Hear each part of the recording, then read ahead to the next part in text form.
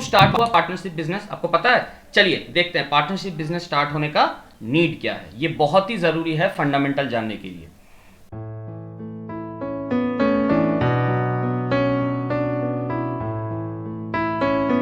So welcome friends, first lesson है ये partnership का, फंडामेंटल का। चलिए शुरू करते हैं। पहला है आपका सोल प्रोप्राइटरशिप का थोड़ा सा ओवरव्यू, थोड़ा जरूरी है पार्टनरशिप सीखने के लिए। और सेकंड पार्ट है जो कि पूरा पार्टनरशिप के बारे में बताएगा, ठीक है ना।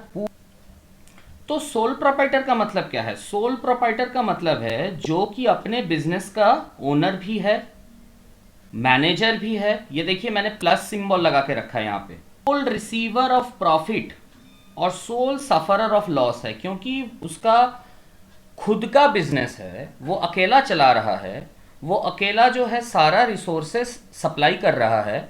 इसीलिए बिजनेस में जो भी प्रॉफिट होगा या फिर जो भी लॉसेस होगा वो किसको सफर करना पड़ेगा? सोल प्रोप्राइटर को सफर करना पड़ेगा, राइट। और जितने भी रिस्क्स हैं बिजनेस करने के लिए सारे सोल प्रोप्राइटर को ही बियर करने पड़ेंगे, ठीक है। तो ये तो हुआ थोड़ा सा इंट्रोडक्शन पार्टनरशिप बिजनेस। पहला जो है, with the expansion of business additional amount of capital is needed, ठीक है ना। तो जब जैसे जैसे बिजनेस जो है एक्सपैंड होते गया वैसे वैसे बिजनेस को कैपिटल का नीड पड़ा। और हम लोग ने देखा कि सोल प्रोप्राइटर अकेला ही कैपिटल सप्लायर था, ठीक है ना। लेकिन उसके अकेले के हिसाब से, उसके अकेले के लिए इतना कैपिटल अरेंज करना तो बहुत डिफिकल्ट है, क्योंकि वो अकेला आदमी है। तो बिजनेस को एक्सपैंड करने के लिए एडिशनल कैपिटल का जो नीड है उसको पूरा करने के लिए पार्टनरशिप बिजनेस का रिक्वायरमेंट आया।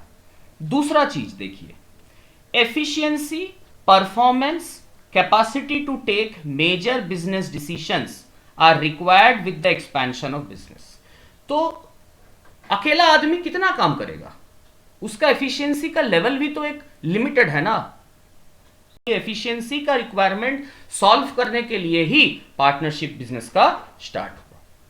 फिर परफॉर्मेंस, एक आदमी का परफॉर्मेंस भी डिग्रेड करता है। अगर वो हर काम खुद करेगा तो उसका परफॉर्मेंस भी तो खराब होगा ना, क्योंकि वो हर काम तो खुद अकेला कर नहीं सकता। बिजनेस चलाने के लिए बहुत सारे काम करने पड़ते हैं, starting from capital arrangement, managing, फिर सेल्स करना, मार्केटिंग करना, सारे काम करने पड़ते हैं, तो सारा तो होगा नहीं।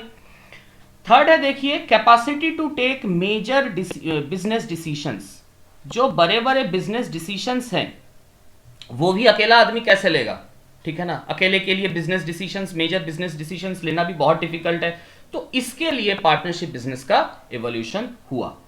फिर देखिए थर्ड पॉइंट है,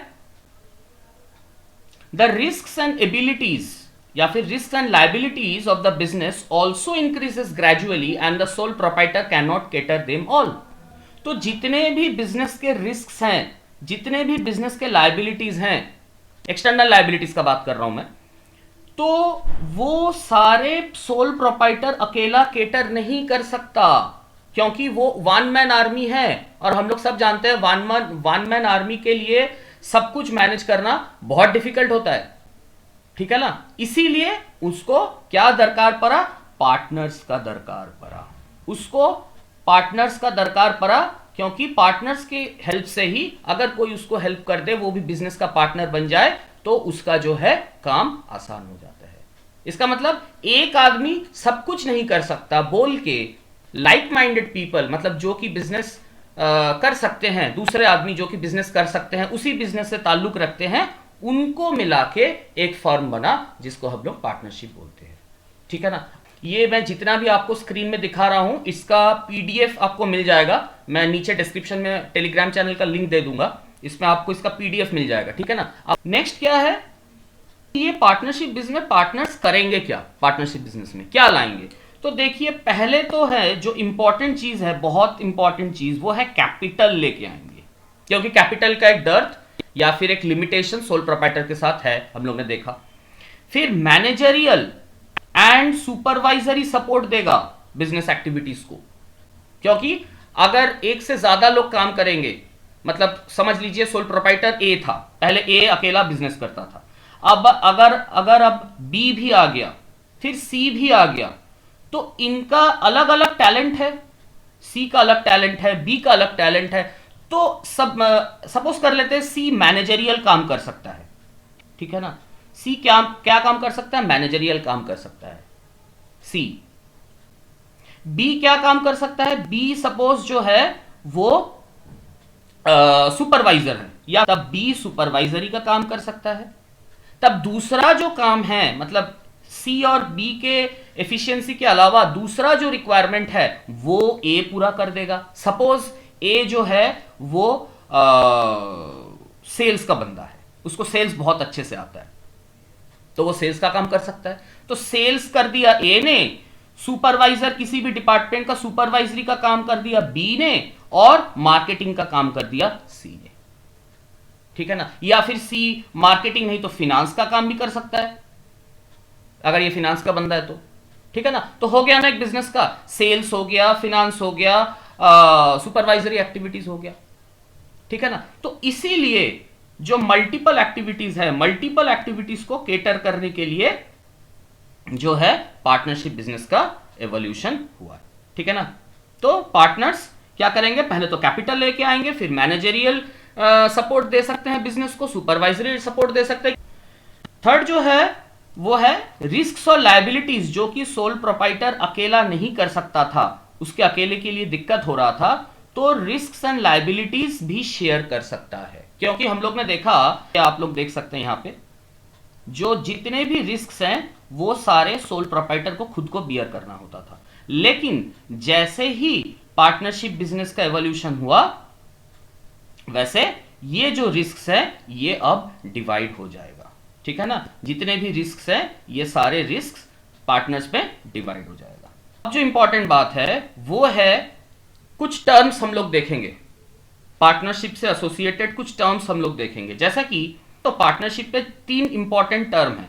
पहला इंपॉर्टेंट टर्म है आपका पार्टनर्स, ठीक है। दूसरा इंपॉर्टेंट टर्म है आपका फर्म।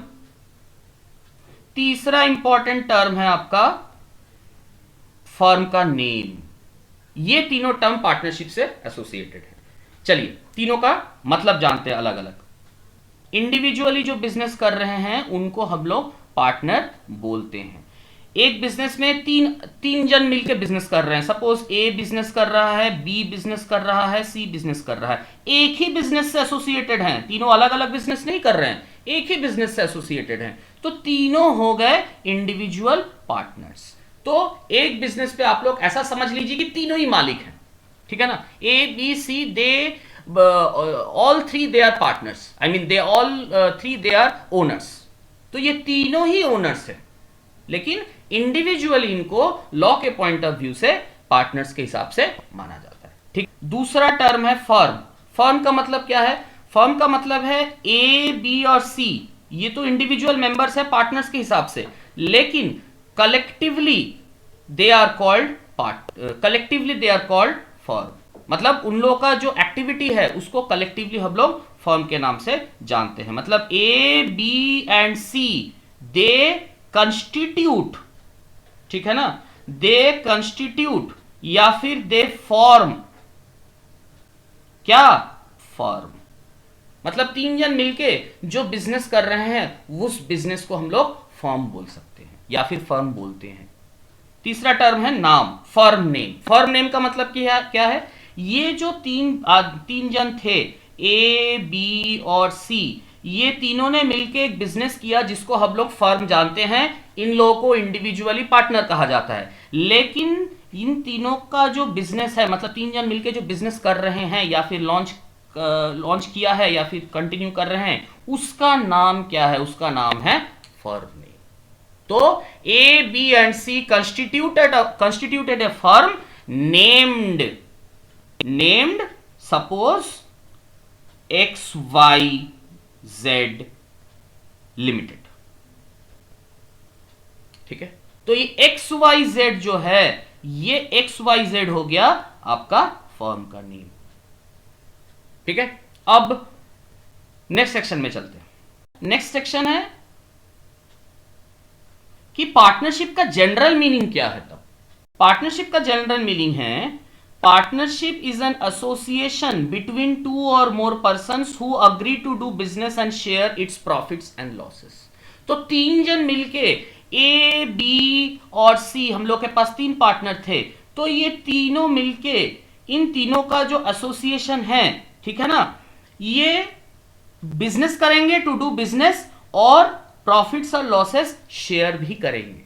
बिजनेस करने के लिए इनका जो एसोसिएशन है, प्रॉफिट्स और लॉसेस शेयर करने के लिए इनका जो एसोसिएशन है, उसको हम लोग पार्टनरशिप मानते हैं, ठीक है। और यहां पे और एक इंपॉर्टेंट चीज देखिएगा, the partners act both as agents and principals of firm. जो पार्टनर्स है ए बी और सी, वो बिजनेस के लिए एजेंट्स भी हैं और प्रिंसिपल्स भी हैं, ठीक है ना। अब हम लोग इन दोनों वर्ड का अलग अलग मीनिंग जानेंगे, एजेंट्स का मतलब क्या है और प्रिंसिपल्स का मतलब क्या है। चलिए, तो पहला जो चीज है, पहला चीज है एजेंट। पार्टनर्स एजेंट भी हो सकते हैं और प्रिंसिपल्स भी हो सकते हैं, ठीक है ना। एजेंट का मतलब क्या है? एजेंट का मतलब है जो कि दूसरे पार्टनर्स को रिप्रेजेंट करते हैं, अदर्स को रिप्रेजेंट करते हैं, उसको हम लोग एजेंट मानते हैं। जिसका डिसीजन सब पे लागू होगा, उसको हम लोग एजेंट मानते हैं। सपोज हम लोग के पास तीन पार्टनर थे। हमारे पास ए था जो कि सपोज सेल्स का बंदा था, ठीक है, जो कि सपोज सेल्स का बंदा था। हमारे पास बी था जो कि सपोज फिनेंस का बंदा था, ठीक है। हमारे पास सी था जो कि मार्केटिंग का बंदा था, ठीक है। अब सपोज कोई डील क्लोज करने का बात आया, मतलब ए जो है, ए को किसी कंपनी में जाके या फिर किसी क्लाइंट के साथ मीटिंग करके उसको कोई सेल्स डील क्लोज करने का बात हुआ। मतलब वो मीटिंग ए को ही अटेंड करना है क्योंकि वो सेल्स मीटिंग है, क्लाइंट सेल्स के लिए मीटिंग किया है क्लाइंट ने, ठीक है। तो वहां पे क्लाइंट के साथ कौन डील करेगा? क्लाइंट के साथ ए डील करेगा, और उस मीटिंग में जो डिसीजन होगा, ठीक है ना, उस मीटिंग में जो डिसीजन होगा बिटवीन द क्लाइंट एंड ए, वो पूरे ए बी और सी तीनों पर अप्लाई होगा। मतलब सपोज वो डील लॉस में चला गया, ठीक है ना। ए ने जो मीटिंग क्लोज किया, जो सेल्स कॉल क्लोज किया या फिर सेल्स मीटिंग, जो मतलब उसका जो सेल्स ऑर्डर लेके आया, सेल्स डील लेके आया, उससे हो गया लॉस, ठीक है। तो वो लॉस जो है वो तीनों पार्टनर ए बी और सी तीनों को सफर करना पड़ेगा। तो क्या हुआ? एक का डिसीजन तीनों पे लागू हुआ, एक का डिसीजन तीनों पे लागू हुआ, ठीक है ना। ए का अगर मिस्टेक है तो उसको, वो मिस्टेक बी को भी सफर करना पड़ेगा, सी को भी सफर करना पड़ेगा। दूसरा जो चीज है वो है प्रिंसिपल। प्रिंसिपल का मतलब क्या है? प्रिंसिपल का मतलब है ऑल पार्टनर्स, ठीक है, all partners maintaining the name of the firm, ठीक है ना, maintaining activities in the name of the firm. अब तक का जो बिजनेस हो रहा था वो चल रहा था, अब डिसाइड हुआ कि बिजनेस में एक्सपेंशन करना है। तो ये एक्सपेंशन का डिसीजन कौन लेगा? एक्सपेंशन का डिसीजन ए, मतलब बी, ए और सी तीनों मिलके लेंगे, ठीक है।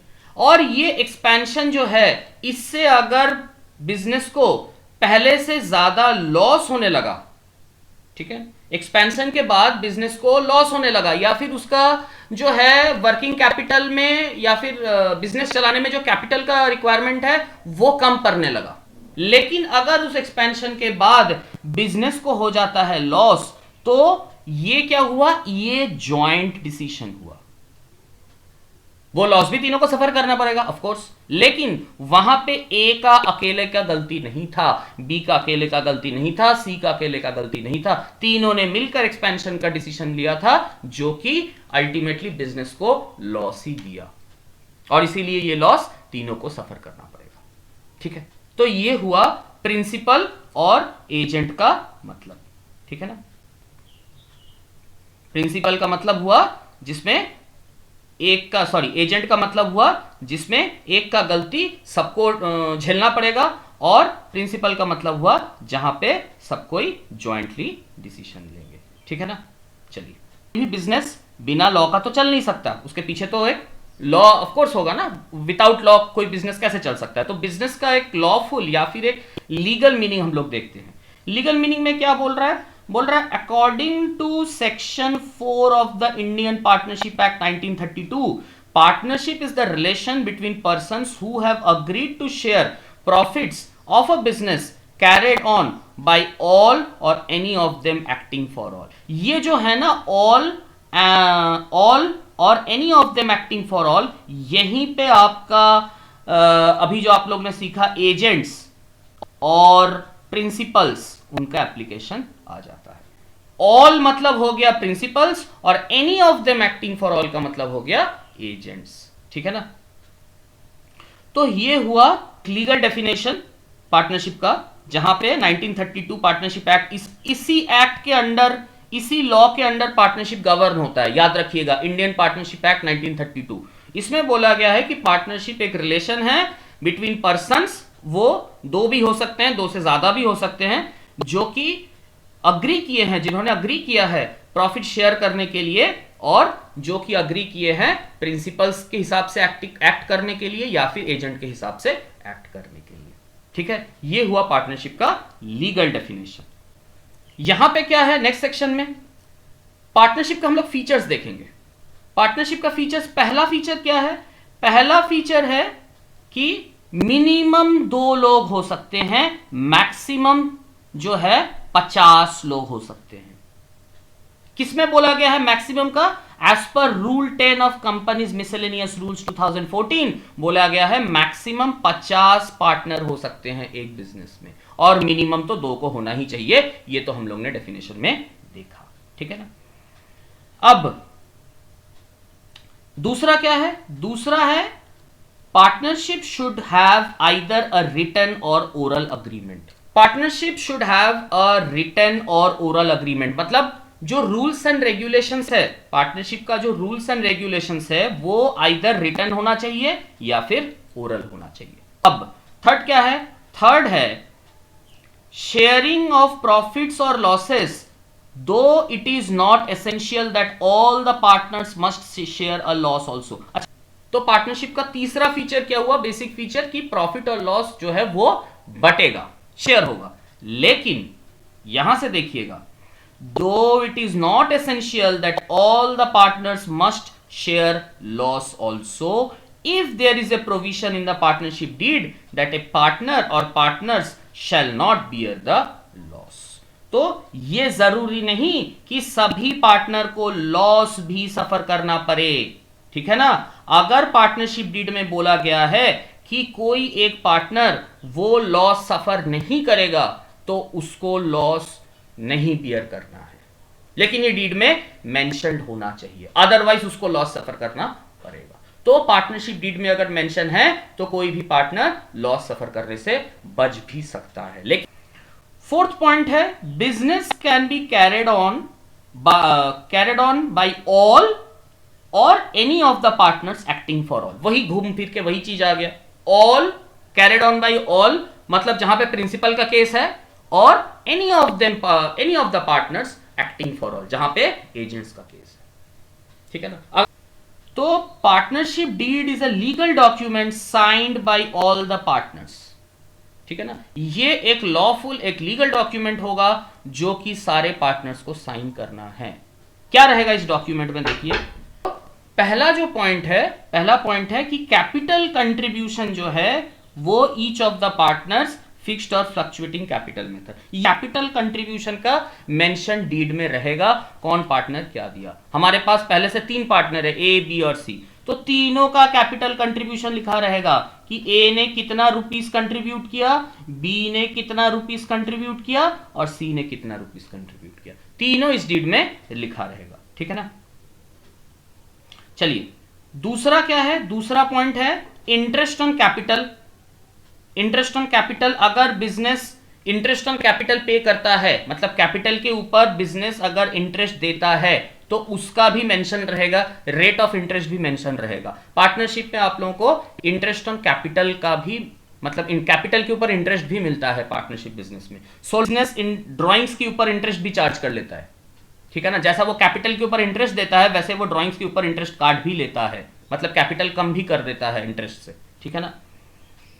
नेक्स्ट है ratio on the basis of which profits or losses to be shared by the partners. तो किस रेशियो में, मतलब किस रेशियो में प्रॉफिट और लॉस बंटेगा, ठीक है। नेक्स्ट क्या है, नेक्स्ट है rate of interest on loan by the partner. अगर कोई भी पार्टनर बिजनेस को लोन प्रोवाइड करता है तो उसका रेट ऑफ इंटरेस्ट भी मेंशन रहेगा कि बिजनेस कितने रेट ऑफ इंटरेस्ट से पे करेगा पार्टनर को लोन में, ठीक है। रेम्यूनरेशन, अगर कोई भी पार्टनर बिजनेस में फुल टाइम काम करता है उसको सैलरी मिलना चाहिए, उसको कमीशन मिलना चाहिए, क्योंकि बिजनेस और पार्टनर दोनों तो अलग अलग है ना, सेपरेट एंटिटी कंसेप्ट, ठीक है ना। उसके हिसाब से बिजनेस और पार्टनर्स या फिर मालिक अलग अलग हैं, ठीक है। तो पार्टनर्स अगर फुल टाइम काम करेंगे तो उनको सैलरी मिलना चाहिए, कमीशन मिलना चाहिए, तो इसका भी मेंशन जो है डीड में रहेगा। 7th पॉइंट जो है method by which goodwill is to be valued at the time of admission, retirement और डेथ ऑफ अ पार्टनर। अगर नया पार्टनर का एडमिशन होता है, कोई पार्टनर रिटायरमेंट ले लेता है, कोई अगर मर जाता है सपोज, तो उस टाइम गुडविल किस मेथड से वैल्यूएशन किया जाएगा उसका भी मेंशन या फिर जिक्र रहता है, ठीक है। ये और लास्ट इंपॉर्टेंट पॉइंट है settlement of accounts of partners in case of retirement, death और डिसोल्यूशन ऑफ द फर्म। अगर कोई पार्टनर रिटायर हो जाता है, किसी का डेथ हो जाता है, फर्म अगर बंद हो जाता है मतलब डिसोल्यूट कर जाता है, तो पार्टनर्स का जो मतलब उनका जो पैसा बनता है वो पैसा कैसे बिजनेस पे करेगा उसका भी मेंशन जो है पार्टनरशिप डीड में रहेगा। अब जो है ये अग्रीमेंट होता क्या है, ये अग्रीमेंट ओरल भी हो सकता है और रिटन भी हो सकता है। रिटन के बारे में हम लोग ने देखा कि इसको क्या बोलते हैं, इसको डीड बोलते हैं, क्या क्या मेंशन रहता है उसमें हम लोग ने देखा। ओरल तो कुछ भी हो सकता है, लेकिन अग्रीमेंट ओरल और रिटन हो सकता है। पहले रिटन अग्रीमेंट को प्रेफर किया जाता है, कंपलसरी तो नहीं है, रिटन अग्रीमेंट कंपलसरी नहीं है, ठीक है ना। बिना रिटन अग्रीमेंट के भी पार्टनरशिप फर्म चल सकता है, मतलब ओरल के बेसिस पे चल सकता है, लेकिन रिटन अग्रीमेंट जो है वो डिजायरेबल है, ठीक है ना। क्यों डिजायरेबल है, क्योंकि अगर कभी कोई डिस्प्यूट होता है तब उस डिस्प्यूट को सेटल करने के लिए कोर्ट में जाने का जरूरत पड़ जाए, तब ये रिटन अग्रीमेंट मतलब पार्टनरशिप डीड होना चाहिए। ओरल के बेसिस से कोर्ट में नहीं जाया जा सकता, मतलब डिस्प्यूट कोर्ट तक नहीं ले जाया जा सकता, can not be taken to the court. Court जो है वो डिस्प्यूट लीगल तरीके से रिजॉल्व भी कर देगा, रिड्रेस भी कर देगा। चलिए नेक्स्ट चलते हैं। अब जो है अगर पार्टनरशिप डीड नहीं है, नेक्स्ट हेडिंग क्या है, नेक्स्ट हेडिंग है in the absence of partnership deed. अगर ओरल अग्रीमेंट है, रिटन नहीं है, ठीक है ना, कोर्ट में जाने का जरूरत नहीं है, हम लोग के बीच झगड़ा नहीं होगा, ए बी और सी हमारे पास तीनों पार्टनर थे, तीनों ने डिसाइड कर लिया भाई हमारे बीच झगड़ा कभी नहीं होगा, ठीक है ना। हम लोग तो बहुत अच्छे दोस्त हैं, जिगरी दोस्त हैं, स्कूल फ्रेंड्स हैं, कॉलेज फ्रेंड्स हैं, तो हम लोग एक दूसरे को बहुत अच्छे तरह से समझते हैं, तो झगड़ा नहीं होगा, ठीक है, चलो कोई बात नहीं, ओरल अग्रीमेंट के हिसाब से बिजनेस करेंगे। लेकिन अगर ओरल अग्रीमेंट है, ठीक है, अगर ओरल अग्रीमेंट है, रिटन अग्रीमेंट अगर नहीं है, तो कुछ चेंजेस आएंगे, मतलब ये दोनों का कुछ डिफरेंस तो अकाउंटिंग में या फिर बिजनेस के एक्टिविटीज में आएगा। क्या आएगा चलिए देखते हैं। अगर ओरल है, रिटन नहीं है, तो पहला जो डिफरेंस है वो है पीएल शेयरिंग का, मतलब प्रॉफिट और लॉस शेयरिंग का। प्रॉफिट और लॉस बटेगा किस रेशियो में, ठीक है। लेकिन अगर पार्टनरशिप डीड नहीं है तो ये प्रॉफिट और लॉस इक्वली बटेगा, इसका कोई रेशियो नहीं निकाला जाएगा, ठीक है। इंटरेस्ट ऑन कैपिटल, जैसा हम लोग ने देखा कि बिजनेस इंटरेस्ट ऑन कैपिटल भी देता है, लेकिन अगर डीड नहीं है तो कोई भी इंटरेस्ट ऑन कैपिटल नहीं मिलेगा, ठीक है। Third, interest on drawings, interest on drawings नहीं होगा। ना तो बिजनेस कैपिटल के ऊपर इंटरेस्ट पे करेगा और ना तो ड्रॉइंग्स के ऊपर बिजनेस इंटरेस्ट चार्ज कर पाएगा। ठीक है। Next, interest on loan. अगर कोई भी पार्टनर बिजनेस को लोन देता है तो उस लोन के ऊपर बिजनेस जो है इंटरेस्ट क्या करेगा, पे करेगा या नहीं करेगा, बताइए कमेंट सेक्शन में। तो इंटरेस्ट पे करेगा बिजनेस लोन के ऊपर at the rate of 6% per annum के हिसाब से पे करेगा। तो अगर डीड नहीं है तो क्या होगा, बस प्रॉफिट शेयरिंग होगा जो कि इक्वली होगा। ठीक है, ये तो हुआ होगा नहीं इंटरेस्ट ऑन कैपिटल। ठीक है, इंटरेस्ट ऑन ड्रॉइंग्स भी नहीं होगा, लेकिन जो है इंटरेस्ट ऑन लोन होगा, सॉरी इंटरेस्ट ऑन लोन होगा। और किस हिसाब से होगा, 6% पर एनम के हिसाब से। ठीक है, चलिए अभी तक के लिए इस वीडियो में इतना ही। अगर वीडियो पसंद आया तो लाइक सब्सक्राइब कर दीजिएगा। और हां, मैं नेक्स्ट वीडियो में इस वीडियो में हम लोग ने देखा पार्टनरशिप डीड के बारे में। अगर डीड है तो क्या होगा, डीड नहीं है तो क्या होगा, ओवरव्यू जाना, पार्टनरशिप का फीचर जाना। तो नेक्स्ट वीडियो में मैं इसी लेक्चर के ऊपर बेस्ड क्वेश्चंस लेके आऊंगा। ठीक है, मैं आप लोगों को क्वेश्चन सॉल्व करवाऊंगा। ठीक है ना, इसीलिए कोई भी वीडियो को स्किप मत करिएगा, पूरा वीडियो देखिएगा। और मिलते हैं नेक्स्ट वीडियो में। Goodbye, happy learning.